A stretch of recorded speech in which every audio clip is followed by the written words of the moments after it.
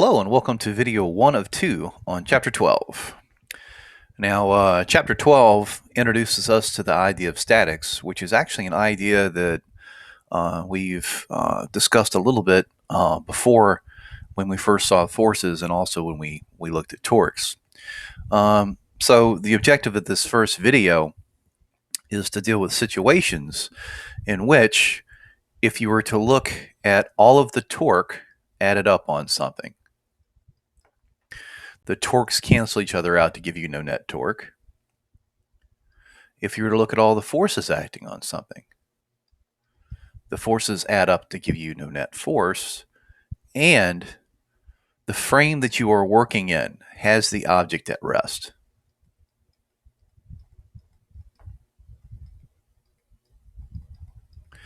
Now, these three conditions put together gives us something called static equilibrium.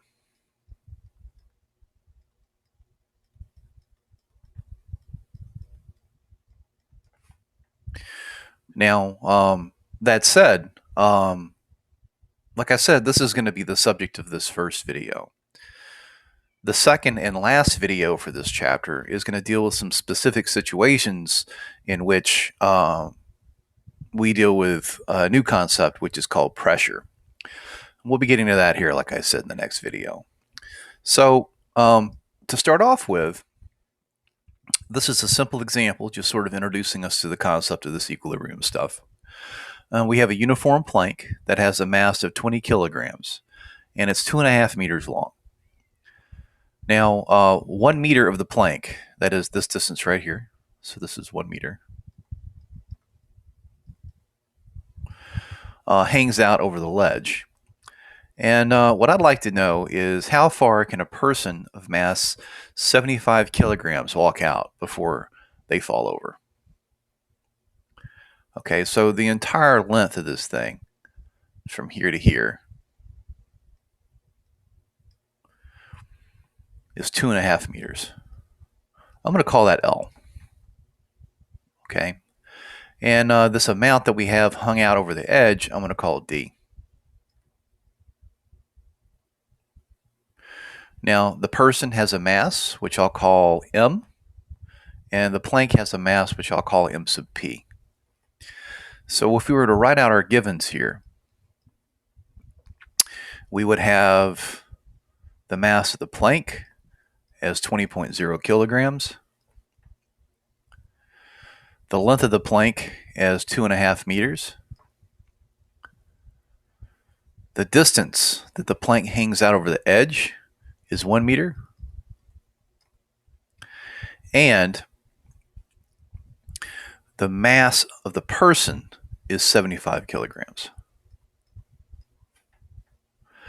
What I'd like to find is R. I'm going to call R the distance from the point of rotation, which is going to be this right here, this edge. It's a point of rotation. I'm going to call that the distance from here to here, where the person is. Now, so before we get started here, let's just take a look at what the forces we're going to have present. So the plank itself is uniform. And as I've mentioned in several videos so far, what that means is that the part of the plank that behaves as per all of the equations that we've come up with prior to rotational motion would be the center part, its center of mass.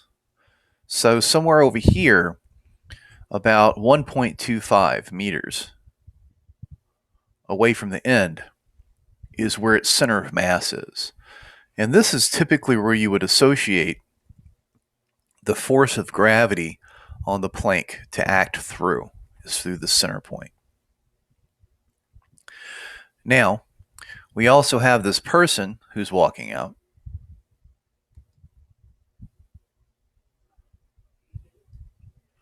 And they're going to have their own weight, which I'm going to call F sub G.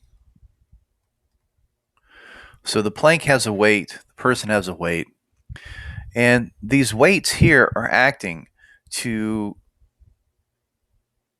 want to rotate this plank about this point right here. Now, if the person weren't present, what would happen is the weight of this would push into the ledge, and then you would have the normal force push back, and those two torques would balance each other out. The plank would remain stationary. But at the point rather where this person starts to rotate, where the plank starts to fall, everything is rotating about point P.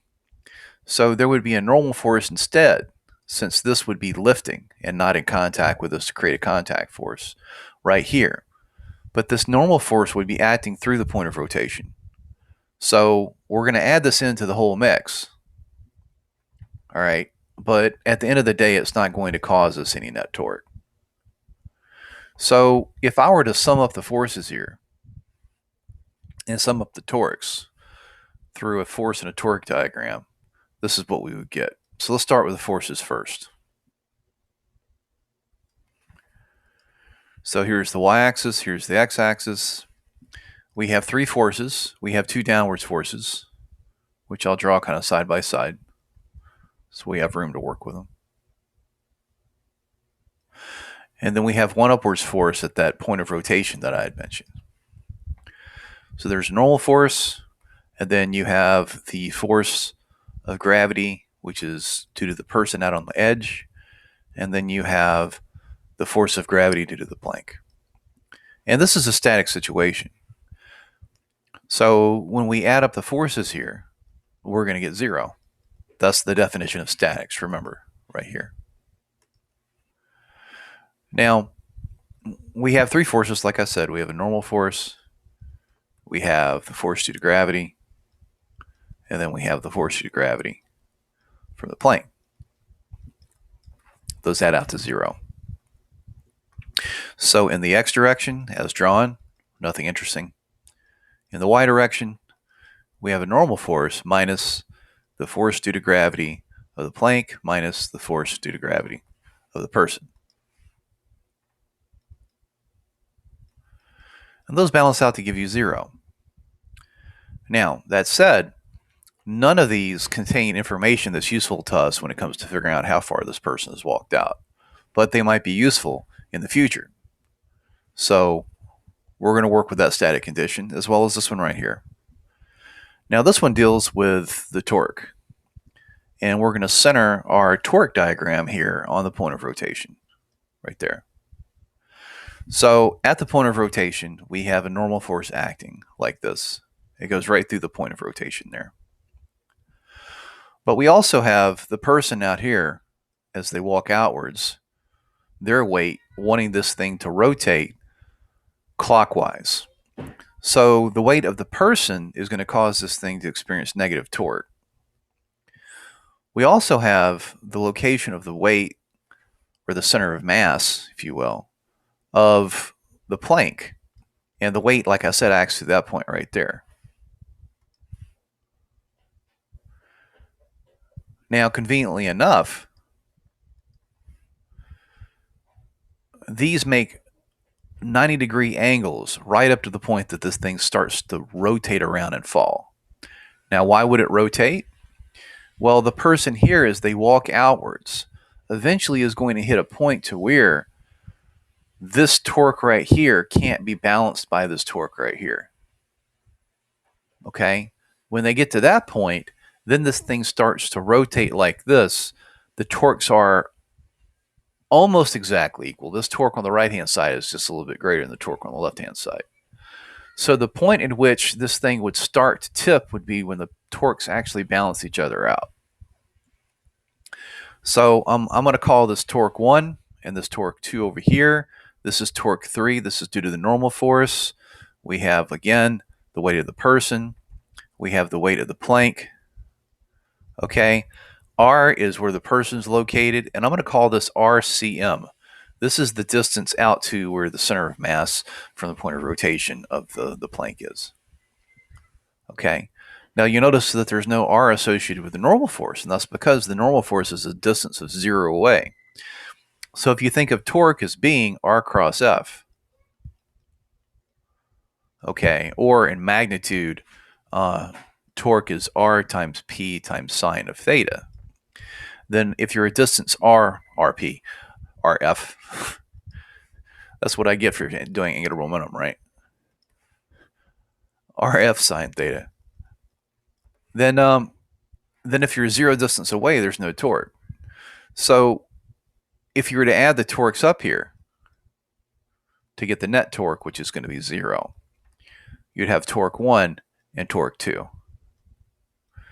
Because torque 3, which would be the normal force one, is equal to 0. Now, torque 1 is the one that's due to the person.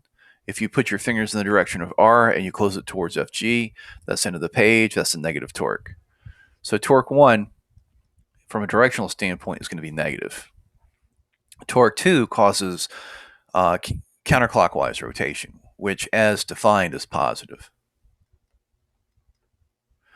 So this would be, for torque 1, R times F sub G times sine of the angle in between. But the angle here is 90 degrees, and sine of 90 is 1. So that's all this is. Torque 2 here is going to be R sub Cm times Fg sub P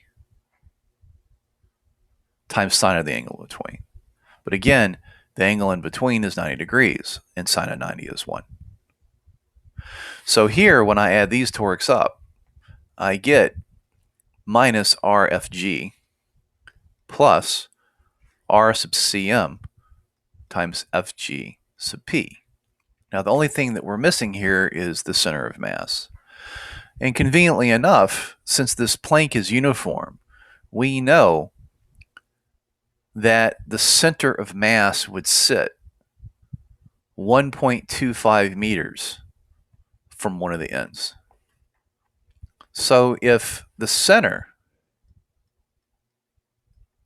is 1.25 meters, and the point of rotation right here is 1 meter from the end, that means that this distance right here is 0.25 meters.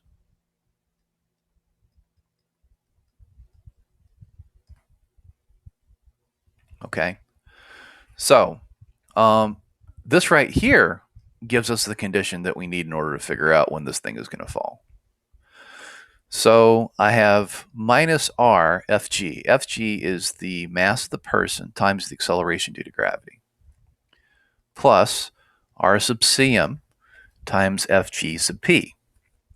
That's going to be the mass of the plank times the acceleration due to gravity.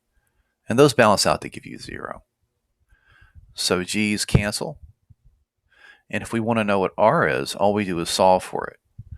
And if you were to move to the other side and switch sides, what you get is RCM, mass of the person, or mass of the plank rather, divided by mass of the person. So the center of mass is 0.25 meters to the left here. We've already put the direction in because this magnitude's over here. The mass of the plank is 20 kilograms. And the mass of the person is 75 kilograms. So this thing will rotate when that person gets out to,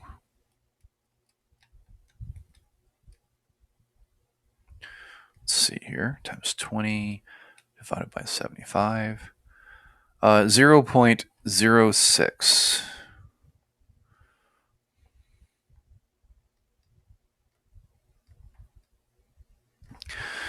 So 6.7 centimeters, and they're going to fall.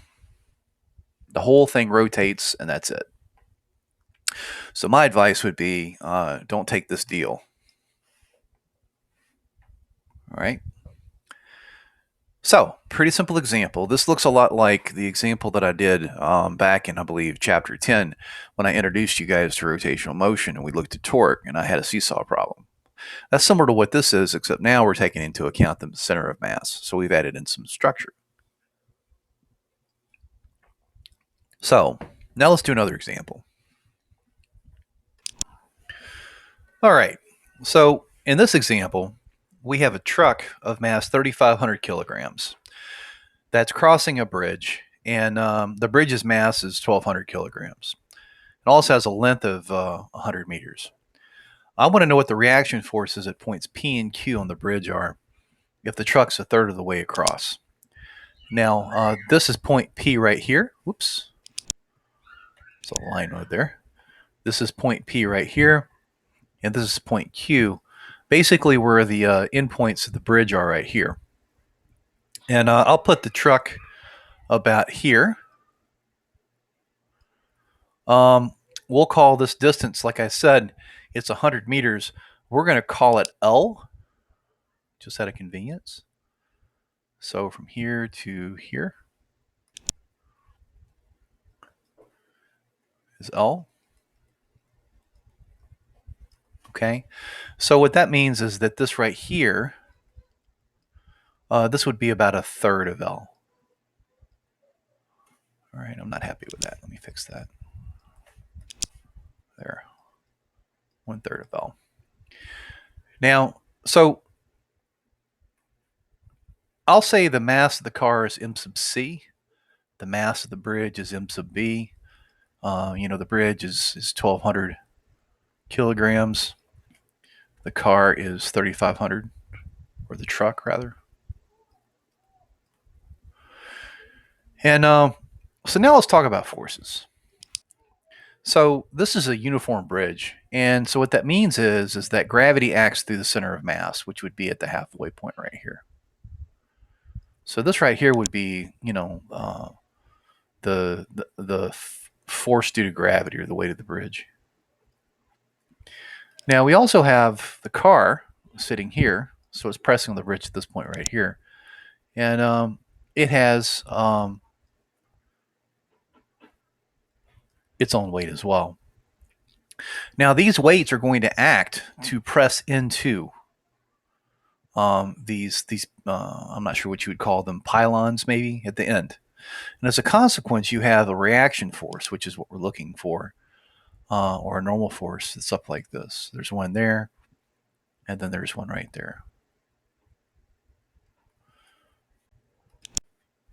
So I'm going to call this N sub P, we'll say. And this right here is going to be N sub Q. All right, so that's what you have. You have the weight of the bridge, you have the weight of the car, and then you have these two normal forces here. All right. Now, so again, this is a static situation. So what that means is that if I were to sum up the forces, my net force is going to be 0. If I were to sum up the torques, again, my net torque is going to be 0. So real quick, let's write out what we're given, what we're trying to find. Okay, we're given the length of the bridge is 100 meters. We're given the mass of the car, which is 3,500 kilograms. We're given the mass of the bridge, which is 1,200 kilograms. And we're also given some positions here, which I'll be getting to here in a moment. Specifically, the first one is that the car is, or the truck rather, maybe consistent at least, I guess. The truck is at 1/3 L. Okay. Now we're trying to find N sub P and N sub Q. So let's start with a force diagram first, and I want to discuss using the force diagram why it's not enough. Okay.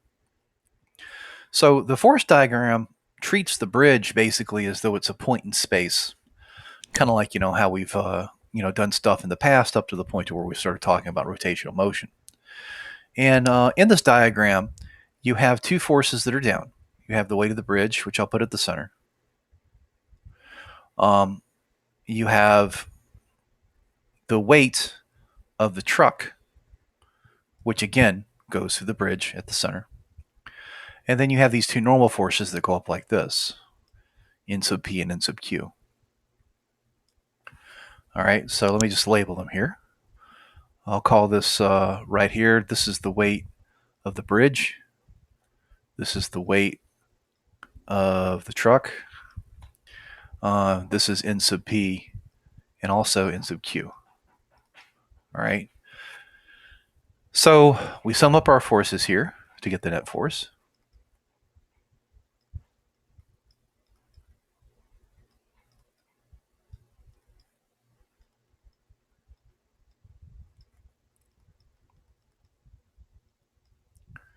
and that's equal to 0. Now, if we knew nothing about torque, if this bridge was just a point in space, then you would be led to believe that the normal forces were the same. Kind of like how we dealt with tensions, like a rope going around a pulley holding something down. The tension split up both sides.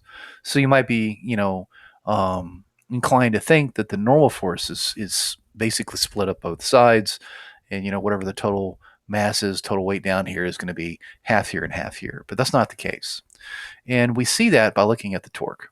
Okay, now one of the reasons why I chose this particular problem to do is because it illustrates a very important property of torque that we're going to exploit the heck out of. So what I'm going to do with respect to this is to place our pivot point, that is the point that this thing would be rotating about. I'm going to place it over here on the left end where P is. Now, why not at the center? Why not over here? Well, that's the thing. That's what's so useful about torque, is that if this thing is in static equilibrium, which is what it is, then that means that the sum of the torques here, the sum of the torques here, the sum of the torques here, the sum of the torques here, the sum of the torques here, all down the entire length of the bridge, the sum of the torques have to be equal to 0. So I can pick any point whatsoever here and talk about how this thing would rotate about that point. Now I'm picking P because I want to find Q. I want to find the normal force over here in Q. And if I pick P, what that means is that the normal force acting through that point in space, when I look at how far away that is, that's 0 away, which means that I can get rid of it as a contribution of torque. And what that's going to allow me to do is to find the torque over here. Okay, and then using that, I can just work backwards and find out what this is. Okay, so you can do that. You could solve the problem here. It just may make things more complicated. You could solve the problem down here. It's roughly analogous to doing what we're doing here. You could solve the problem where the car is. Works just as well. Okay, but the goal here is to include as much useful information as possible, and this is somewhat analogous to us choosing, the center of our coordinate system. So if I do that, and this again is point P, then I have 1/3 L away. I have the weight of the truck. Then a full L away, which I'll put over here. I have the reaction force at Q. And then halfway down the bridge, which I'll put here, I have the weight of the bridge. Okay, so this one right here, which I'll call, since it's related to the truck and I chose C for it, I'll call this R sub C. R sub C has a length of 1/3 L. This is FG sub C. If I continue this along to this point right here, this from here to here, I'm going to call R sub B for the bridge. Its length is 1/2 L. And then all the way down to the end, I'm going to call L. And pointing up here, we have our normal force in sub Q. Now let's talk about directions of rotation. Both the weight of the truck and the weight of the bridge make this thing want to rotate clockwise, which means that they're negative, and you can use R cross F to take a look at that. This reaction force makes it want to rotate counterclockwise, which is positive. So I'm going to call my torques torque sub C, torque sub B, and torque sub Q.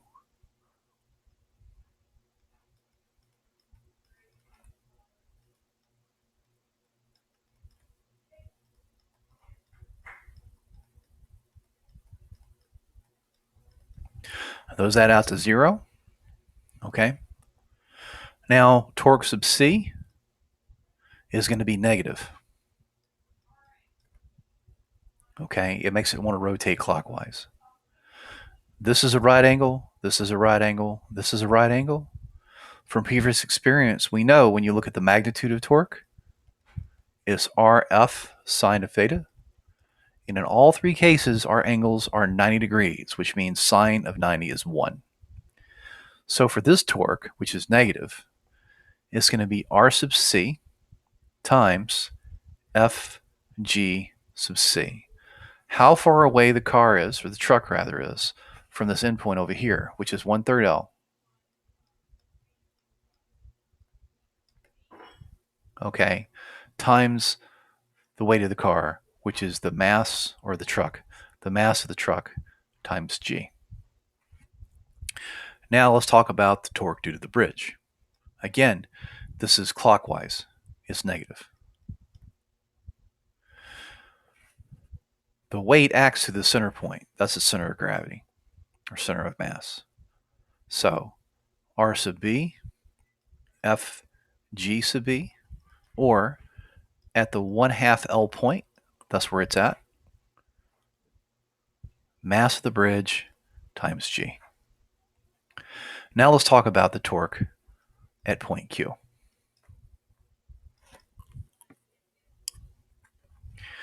That is all the way down at the end of the bridge relative to P.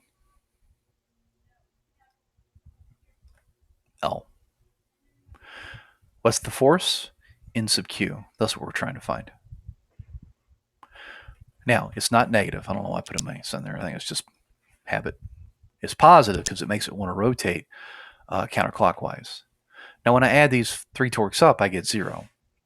So there I have minus 1/3 L M sub C times G minus 1/2 L M sub B times G plus L N sub Q, and that's equal to 0. The L's all cancel. Okay, and what that does is to give me the following: 1/3, third, M sub C G minus 1/2 M sub B G plus NQ is equal to 0. So now I can just solve for NQ. Okay.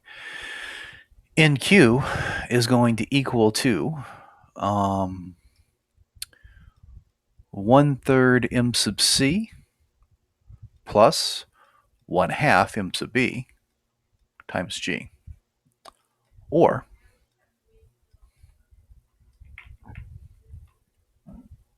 it's 3,500 kilograms, 1/2, 1,200 kilograms, times 9.8 meters per second squared.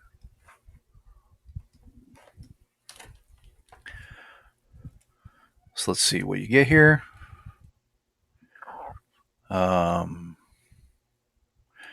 1/3 times 3,500 plus 1/2 times 1,200, and then multiply that by 9.8. I get 17,313 newtons, which if I look over here, I have 4 sig figs, 2 sig figs, 2 sig figs. So that would be 1,700 newtons, or 17,000 newtons rather. Okay, so way over here, due to the way the weight is distributed along the entire thing, since we're taking into account the fact that this has structure to it, this is what you get right here. Okay. Now, so how do you get the rest? Well, I mean, that's up to you.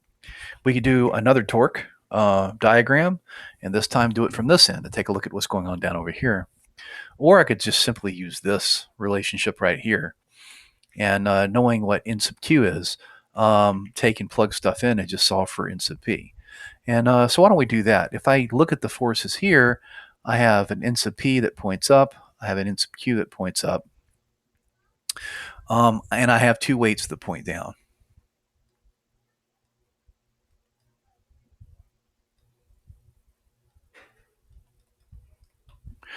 So if I want to find n sub p, that's going to be, if I add these things up, m sub b plus m sub c times g minus n sub q. So m sub b, 1,200 kilograms. M sub c, 3,500 kilograms. G is 9.8 meters per second squared. And then I have to subtract away 17,313 newtons. So there I get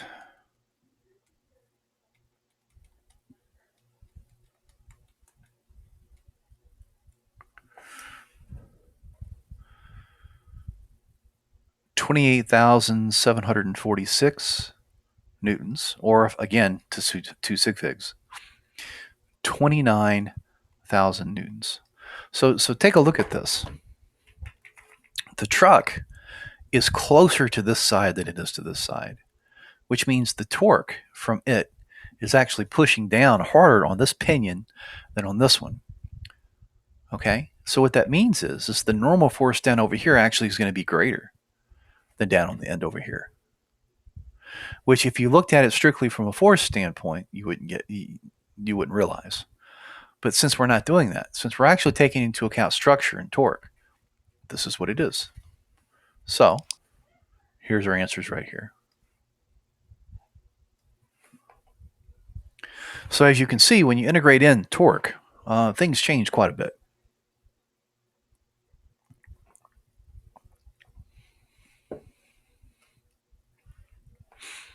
Now let's do another example.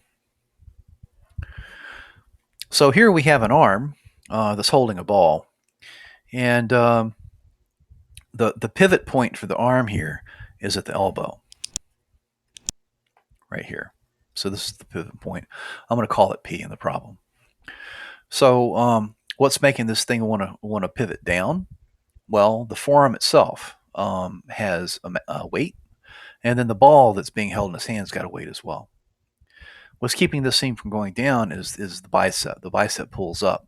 Remember, muscles can only contract. Okay, when they relax, they don't relax with force. They contract with force. Okay, so in this particular problem, we have some distances here from an anatomy standpoint, relative to the elbow here. We're going to assume that the center of mass of the forearm sits at the center. Okay, and the ball sits out over here. At the very end of where the forearm stops, we'll say in the middle of the hand. The bicep, though, doesn't tie in at the elbow. It ties in front of the elbow on the radius. That's what this is, the radius, and this is the ulna. So it ties in here, and we have that distance here. The distance away from that pivot is about 2.75 centimeters. Just like we know how long the entire forearm is, and we know the mass of the forearm, the mass of the ball. So what I want to find here is how much force the bicep needs to exert in order to keep this thing basically stationary. So we're actively seeking a situation in which the net torque is zero. So this is a fully static situation. So I'm going to take and just draw over this picture here. I know D here is given to me as 2.75 centimeters. I know the full length from elbow to at the end of our pivot right here is 34 centimeters. So I'm going to call that cursive L. That's from here all the way to here.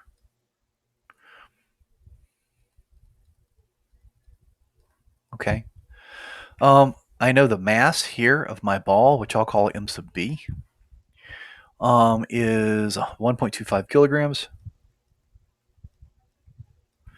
And I know the mass of my arm, which I'm going to call M sub A, or at least the forearm here, is 2.25 kilograms.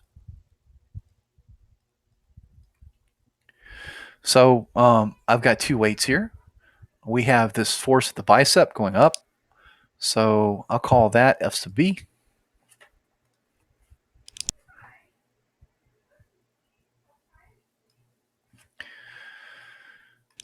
So force of the bicep right there. Force due to gravity of the arm. Force due to gravity of the ball. Now, again, we can sum up all the forces. So let's draw a force diagram. Then we'll write out our givens and stuff. Plus, we're going to want to do a torque diagram, which I'll write here.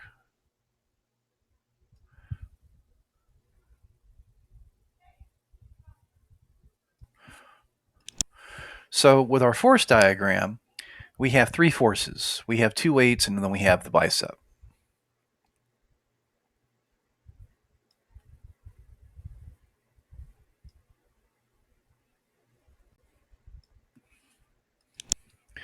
So this is the force of the bicep. We'll call the one on the right over here the force due to gravity of the ball, and this is the force due to gravity of the arm. So there's the weight of the arm. And just looking at this picture, you get the impression that the amount of force the bicep is going to have to exert would just be, equal to whatever this is, since everything is stationary. But that's absolutely not the case.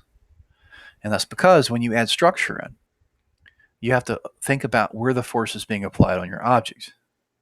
Okay? So if I call this P, this is where your elbow is, then here up to the bicep and up, this is going to be the torque that the bicep exerts. Okay? Then from there to the middle of the arm, right here, down, that's the weight of the arm. And then from here to out at the end of the hand, where the ball is, right there, that's where the weight of the ball is. Okay? So in terms of distances, I'm going to call this D vector. We know what that is in terms of lengths. I'm going to call this F sub B as drawn. This right here is 1/2 L.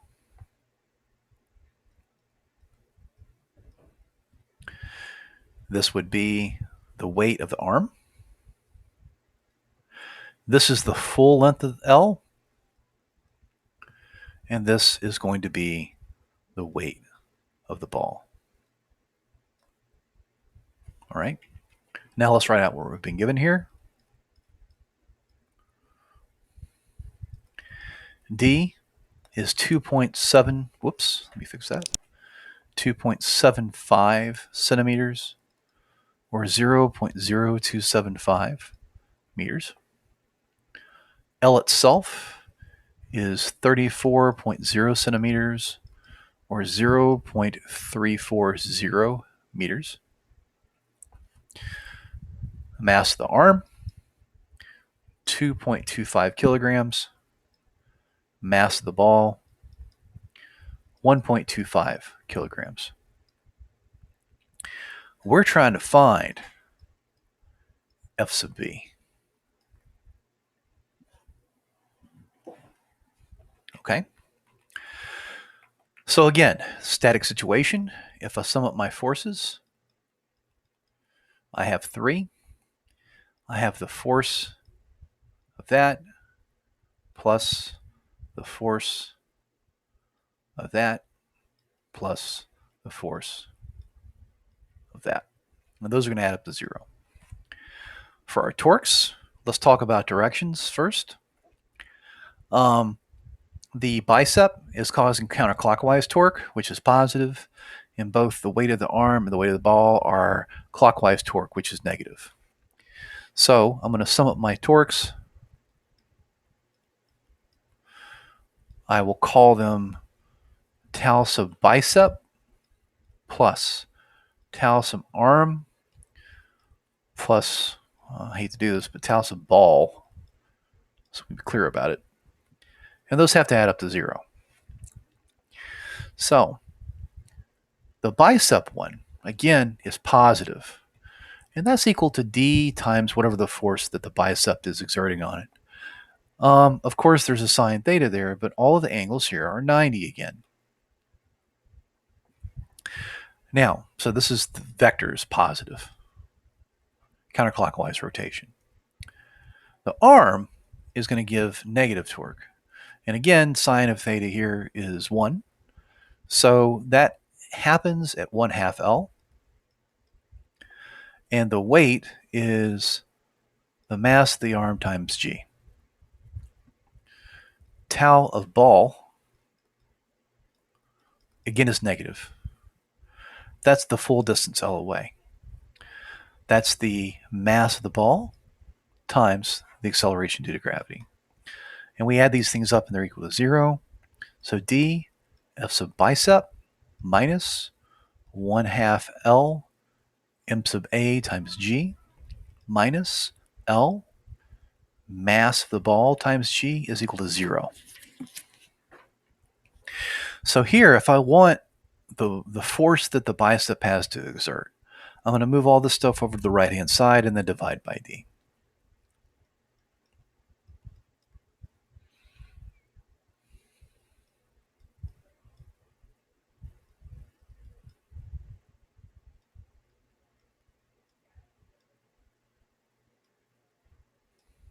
Okay? So if I plug stuff in,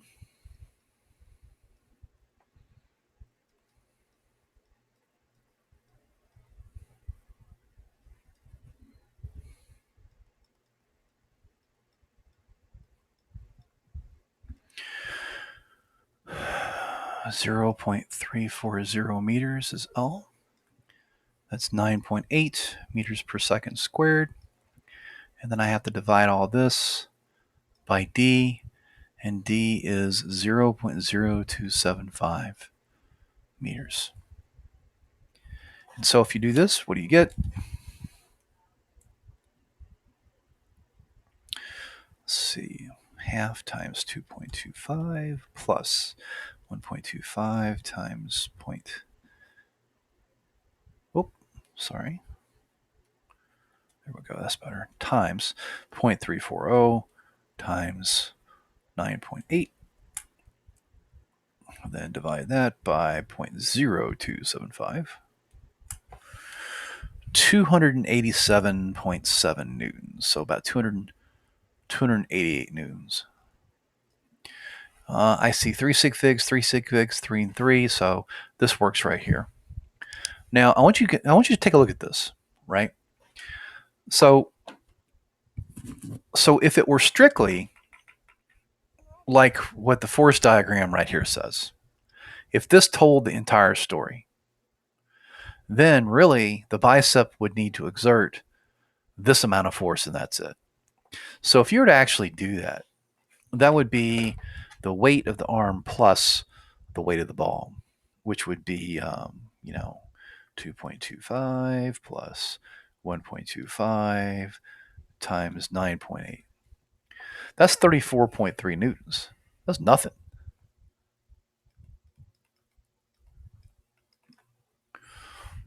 Look at this. Look at that right there. I mean, if you take 288 and you divide it by, 34.3, this is like 8 times. It's better than 8 times, almost 8.5 times the amount of force than just hanging the ball and the arm off your bicep. So why so much? Well, that's because these forces are acting at a distance away from where the bicep is, where the elbow is. Okay? And as a consequence, they're generating a tremendous amount of torque here. This is also the reason why, for those of you that have ever lifted weights, that some short little person can go into the gym and bench 500 pounds, and they may not have been to the gym before. When if you have long arms, it's all you can do to bench like 250 or 275. Now, it's entirely due to anatomy. That's what's going on. So, as you can see, the body works off of levers and torque. When you throw something, it's all how this stuff ties into arms that makes it work. This is one of the reasons why, that fad of, people trying to wrestle chimpanzees and stuff like that never works. A chimpanzee's arms, their body is designed to be much, much better at levering. They can generate a tremendous amount of force. And it's all because of how this works. It's all because of the way the anatomy is laid out. Now, so it's another example. In this case, we have a sign that's a uniform sign. It has a length of 3.20 meters and a mass of 20.0 kilograms. Now, the angle between the supporting rope and the sign is 20 degrees. So if you were to draw a line basically straight through the center here, that would be 20, which means that this right here, this is 20 degrees as well. Now I'm going to call the mass of the sign M.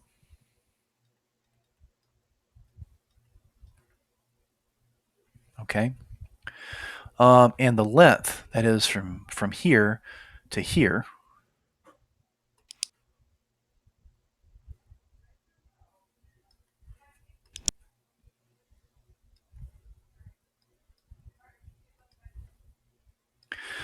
this length right here is 3.20 meters.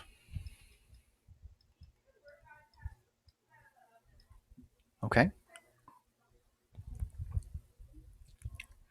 Now I want to find a few things here. I want to find the tension in the rope and also the force exerted by the bolt, basically on the sign to keep this thing stationary.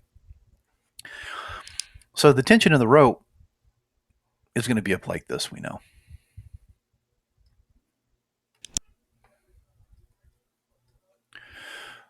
The sign itself has a mass. If you think of this as being L and this roughly being half L right here, this would be the weight where the weight would act right there.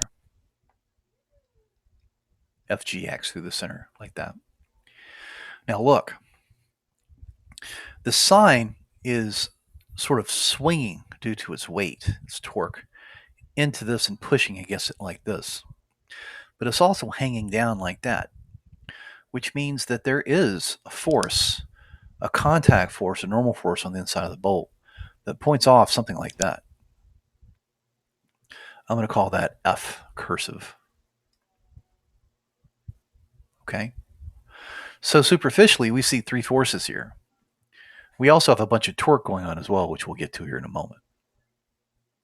All right. Now, so we're going to start again with a force diagram.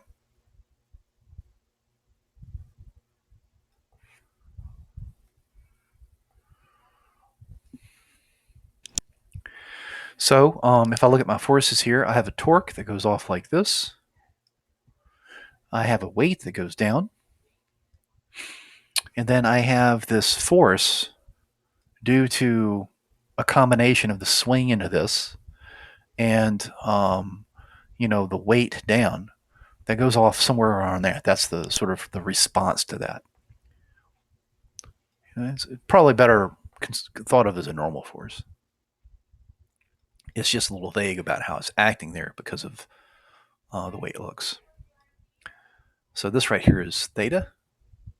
All right. Now again, when you draw a force diagram, these force diagrams are drawn without really thinking about structure, right? So now let's draw a torque diagram. So my pivot is out here at the end where the bolt is.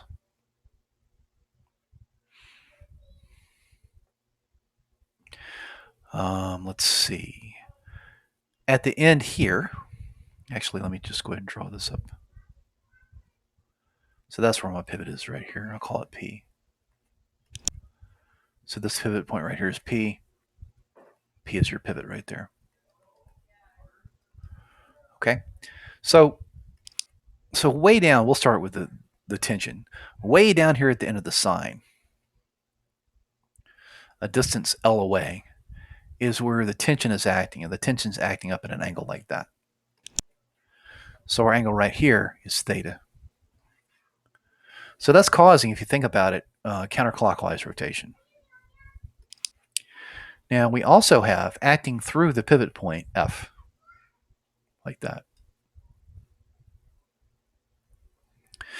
We also have sitting out here halfway since this uniform sign, halfway, which would be, let's see, about here.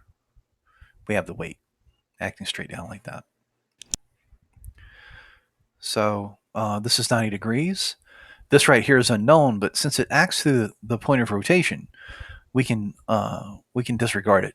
And the reason why is because forces applied through points of rotation cause no torque. So there's no torque being generated by this.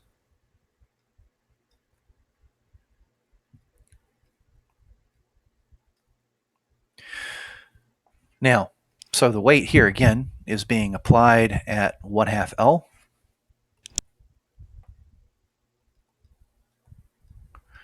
The tension here is out at the end, which is at the full L. Okay. And now let's write out our givens. The mass of our sign is 20.0 kilograms. The length of the sign overall is 3.20 meters. Our angle here is 20 degrees. And that's about it. What are we trying to find? The tension, and we're also trying to find F, the force that's being exerted by this bolt. Now, so when I drew this picture for the torque diagram, I drew it centered at the pivot point. But remember, we could have drawn it at any point whatsoever along this whole thing. I'm drawing it here at the pivot because what we're going to do is we're going to use the pivot to eliminate F. And that means that we can find torque or we can find the tension just from the torque diagram. Then we can use our force diagram here to find the X and Y components of this reactive force right here at the bolt, and we can run from there. Okay, so that said, we'll start with torque first. So if I were to sum up the torques here, I have only two that matter, and that is the torque here due to the weight and the torque due to the tension. I'm going to call that torque due to weight and torque due to tension. All right. Now, let's talk about what they look like. So the torque due to the weight causes rotation like this, which is clockwise. It's negative. It's going to have to be 1/2 L, that's your distance away from the pivot, times mg, which is your force. The torque due to the tension, the torque there, is L times T times sine of the angle in between. Okay? And it's positive because it wants to make counterclockwise rotation. Now, these are my two torques, and when I add them up, I get 0. So from this, I have 1/2 L mg plus L t sine of theta is equal to 0. The L's cancel. So t here, if I were to solve for it, is going to be 1/2 mg divided by sine of theta. All right. And if I plug that in, I'll just go ahead and find out what it is. That's 20.0. I'll put 2 there. We'll divide that by sine of theta, sine of 20. Make sure my calculator here is in degree mode. It's in radian mode.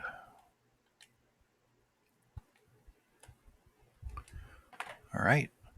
0.5 times 20 times 9.8 divided by sine of 20. I get 286.5 newtons. Now, if I keep things to sig figs, of which I have 1 and 20, this would be about 300 newtons.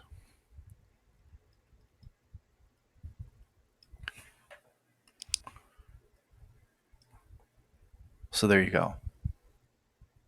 See, we couldn't be able to do this if we were just dealing with the force diagram and that's it. And that's because there's not enough information here. However, in this situation, we can do it since we have enough information given to us by torque. Now we know what the tension is. Okay, so now let's take a look at this right here. So if I sum up the forces now, to get the net force, I have three forces. I have the tension, I have that reaction force at the bolt, and then I have the weight. Now, in the x direction, if I look here, I have a positive f sub x, and then I have a negative t sub x, and those balance out to give you 0. In the y direction, I have a positive tension, I have a positive force at the bolt, and then I have a negative weight. Okay. Now, I'm going to call the angle here for F, I'll call this one right here alpha, or eventually we're going to have to find that to find the force here, or at least we're going to need to use that in order to help us convey, what direction the force is. But we already know what the tension is, thankfully. So that said, let's go ahead and break our tension up into components so we can work with it.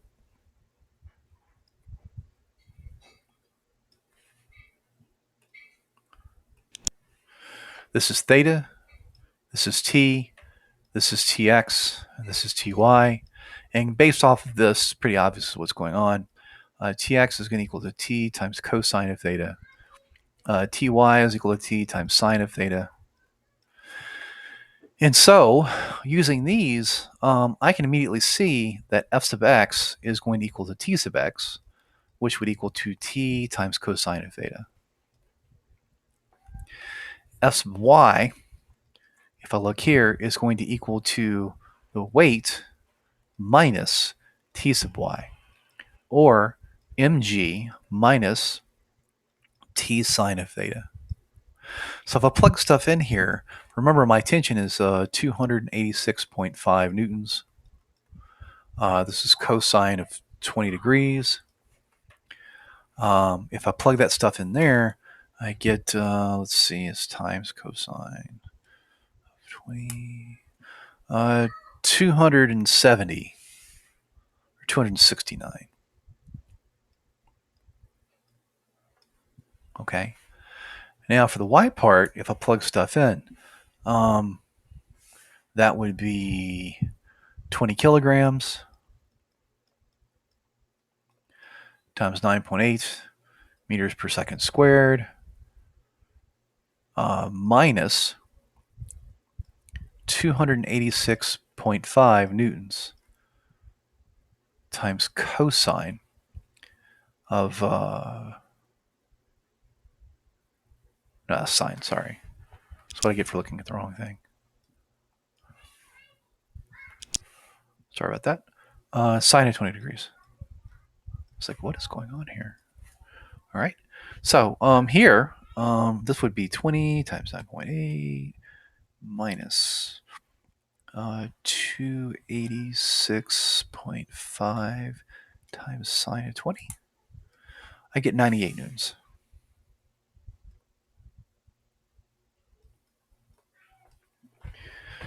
So as you can see here, our normal force in this case, because of the fact that the bolt is round, is not like this, straight from the wall, but it's actually at an angle up like this. It's got a positive x and a positive y part. So here, the actual magnitude of it is going to be the square root of the x part plus the square root of the y part squared.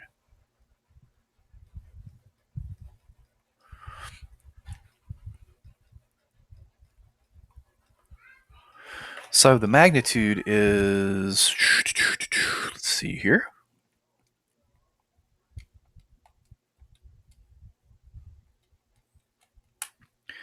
302. Okay, or if you want to keep with sig figs, 300 newtons. The angle theta is going to be opposite over adjacent. And looking over here, opposite is the y part, adjacent is the x part.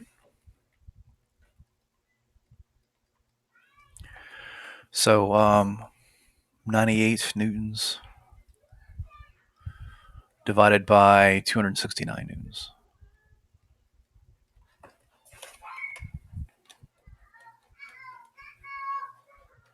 So 98 divided by 269.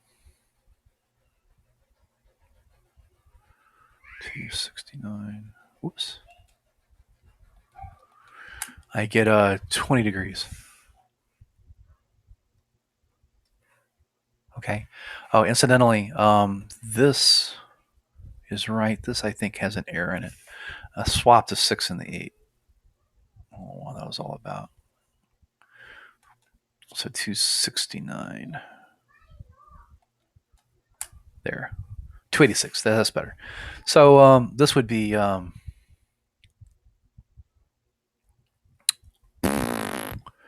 286 newtons, which again, around to 1/6 is still 300. All right. So as you can see, again, this is a case in which we use both the torque approach along with the force approach to get our answer.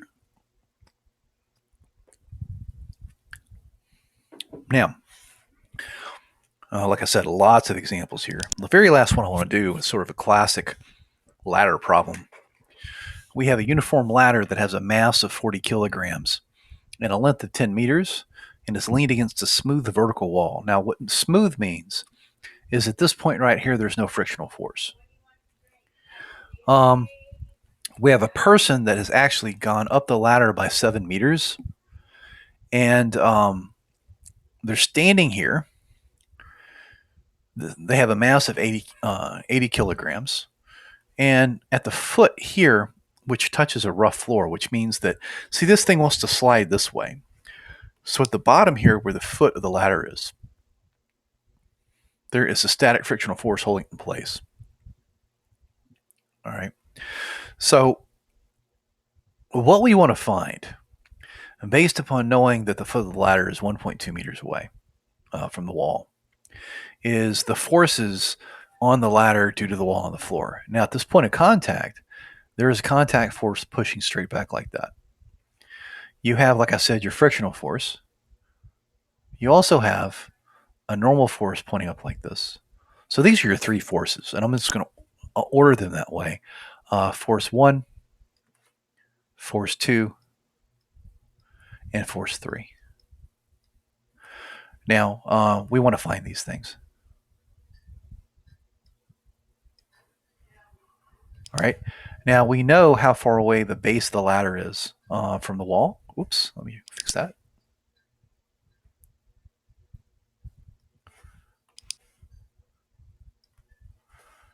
Dagnabbit. There. So there's our base of our ladder right there from the wall. I'm going to call this D. D is 1.2 meters.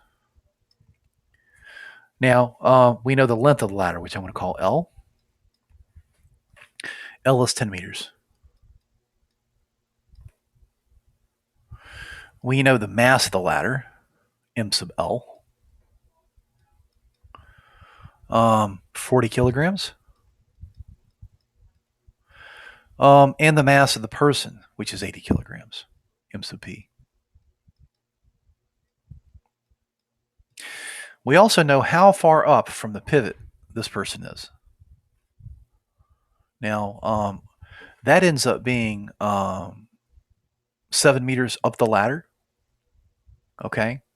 We'll put that in our torque diagram here in a moment. But before we get to that, let's talk about force diagrams and torque diagrams. So we'll look at the force diagram first.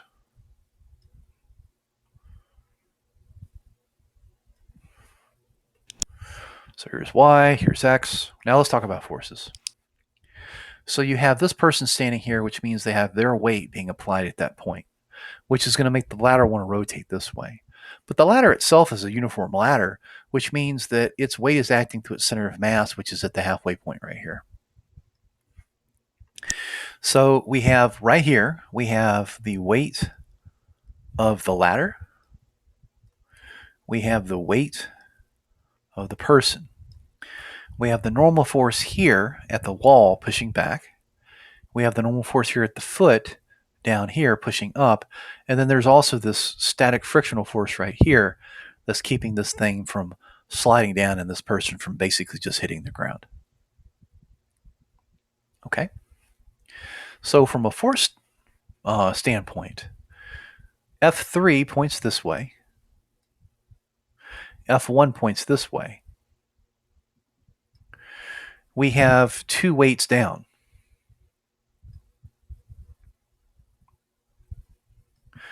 Plus, we have F2 pointing up.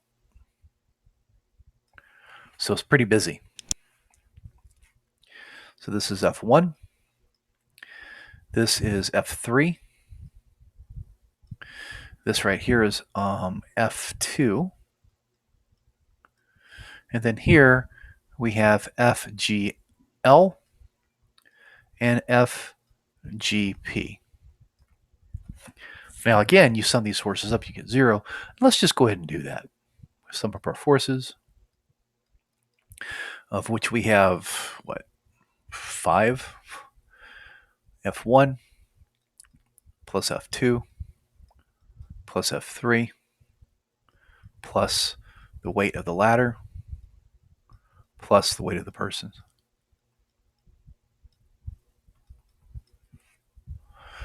Now in the x direction, I have two forces. I have F1 as positive, and then I have F3 as negative. In the y direction, I have three forces. I have F2 pointing up. I have a weight, FGL, pointing down. And then I have the person's weight, FGP, pointing down as well. That's 0. Okay, now let's talk about the torque diagram. And there are a whole bunch of places in which you could draw this torque diagram, the origin of it if you'd like. I'm going to draw it at the bottom. And the reason why I'm drawing it here at the bottom is because if I put this as the pivot, then that eliminates two forces or two torques that I don't know. Because I don't know what the torque from F2 is, and I don't know what the torque from F3 is. Now what that does do is to allow me to talk about these three torques right here. I'll be able to find this one and this one. And this one is, or at least what's related to this, is going to give me F1. Knowing F1, I can find F3. Okay, so that helps me find some of my unknowns. So let's draw our torque diagram. And I'm going to draw it like this, sort of mimicking where the ladder is.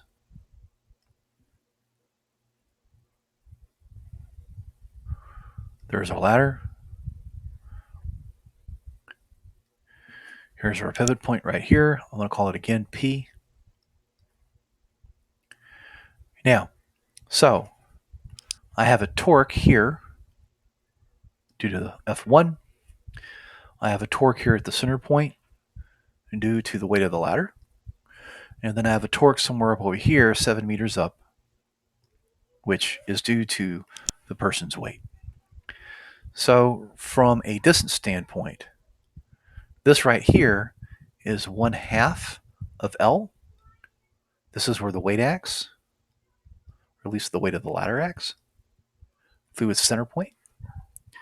And then up over here, which is 7 meters out of 10, that's 7/10 L. That's what this would be up to this point right here. That is where the weight of the person is acting. And then at the very end here, okay, a total distance of L up, so this vector is L, is F1. Now, we need some angles. And to find the angles, I have the length of the ladder, and I have the distance it is away from the base, which means I can find this angle here. And if I can find this angle here, I can find all the other angles that I need. For example, this angle is the same as this angle. Okay, if you were to lower the ladder, this angle right here would go to 90 degrees and this would go to 0, which means that this is going to be 90 minus that. This is the other one. Okay, this is this angle right here. So we can find all these angles. And so let's just go ahead and do that. If I call this angle right here theta, then theta would equal to, so this is the adjacent right here. This is the hypotenuse. The adjacent one is tangent, so this would be, or not tangent rather, but cosine. So that would be arc cosine. Arc cosine of adjacent over hypotenuse.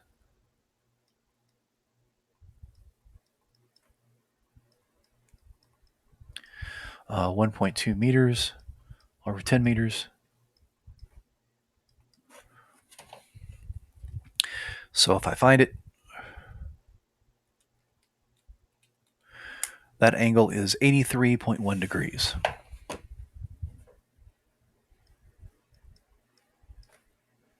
Okay, so now we have a good bit of information. So let's just go ahead and write out what we're given. Keep track of stuff. The length of the ladder is 10 meters. The distance it is from the base, which really doesn't matter to us anymore because we just used it, is that. The mass of the person is 80 kilograms.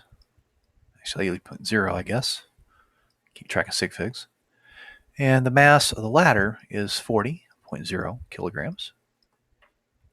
And our angle, which we just found, is 81, or 83 rather, 0.1 degrees. Now we're trying to find F1, F2, and F3. Okay? Now,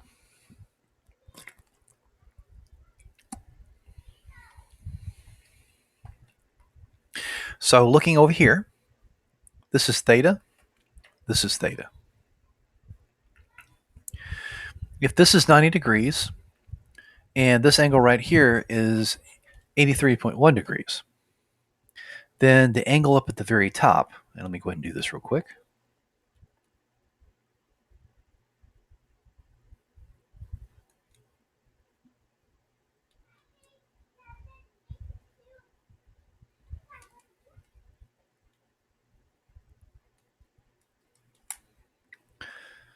Is going to be 6.9 degrees.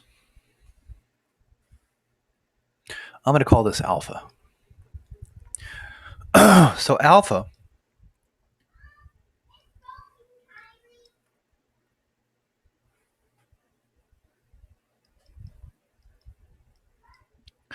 So this is alpha, and this is alpha as well. Okay, so we have our forces here. Now let's talk about the torques. So I'm going to call this torque 1. This is the torque from the person standing. This is the torque from the ladder. And then ostensibly down here, you would have two torques, F2 going up, causing a torque counterclockwise rotation, and F3 causing clockwise rotation. But both of those are through the point of rotation, which means that they don't contribute. So if I were to sum up my torques here to get the net torque, which is going to be equal to 0, again, I'd have torque, I'll call it torque 1 to F1, plus the torque due to the person standing, plus the torque due to the weight of the ladder. And really, that's it. That's what we have. Okay. Now let's talk about what each of these individual torques are. So torque 1 as a vector is due to the wall pushing back on the top of the ladder. Now, so that's a normal force. And this makes it want to rotate clockwise. And if you remember, clockwise rotation is negative. So the angle here in between is theta. So this would be R, which is L, F, which is F1, sine of the angle in between, which is theta. Now, tau sub p, which is from the person standing here, that makes it want to rotate counterclockwise. So that's a positive torque. So tau sub p is positive. That's located 7 meters up a 10 meter long ladder, or 7/10 of the way up. So 7/10 of L. The force that's causing the rotation is the weight, which is Fg sub p. And then the angle in between this and this is alpha, which we had calculated earlier. Finally, we have the torque due to the weight of the ladder itself. That's tau sub L for ladder. Again, it causes counterclockwise rotation, which is positive. That sits at halfway up the ladder through its center of mass. And that is the weight of the ladder.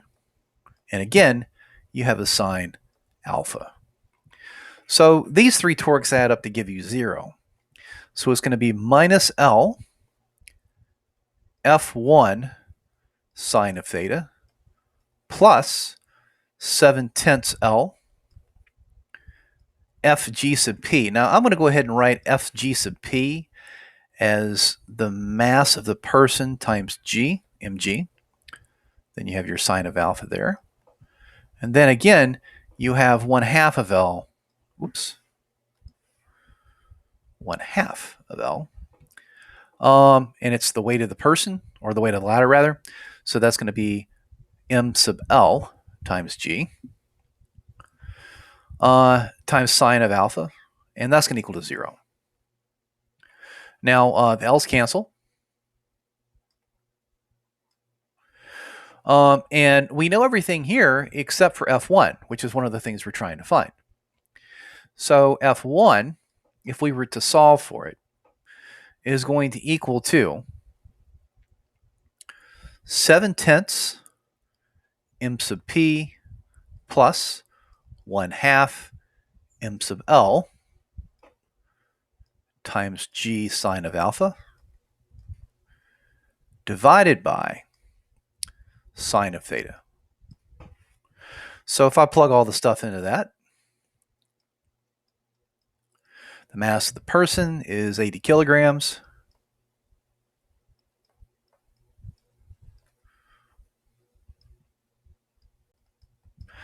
The mass of the ladder is 40 kilograms.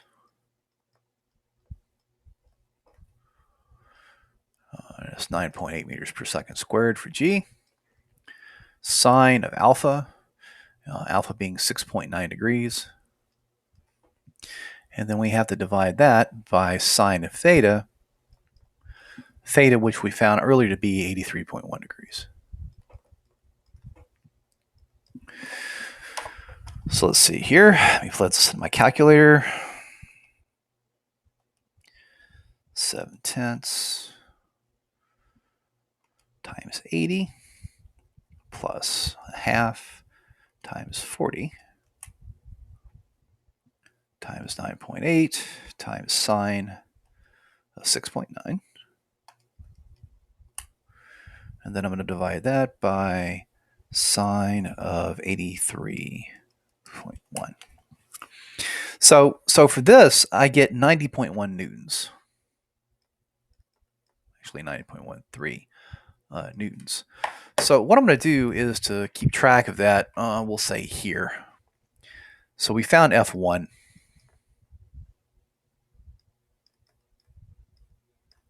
Now let's take a look at our force diagram. If you look at your force diagram right here, all these forces are basically separated by 90 degrees. So there's no, X and Y components to each of them. They either have X or Y components. And if you look at F1, the only force in opposition to F1 is F3, which means since they sum up to equal to 0, we know what F3 is. F3 in magnitude is going to be 90.13 newtons. Okay. So we have that. We have that. Now it's just finding out what F2 is. Well, F2, again, if you take a look here, if we look at the forces, F2 is going to equal to whatever these are. So F2, going from this right here, is Fg sub L plus Fg sub P, or m sub P plus m sub L times G, or 80 kilograms plus 40 kilograms times 9.8 meters per second squared. And if you do that, you get 1,176 newtons.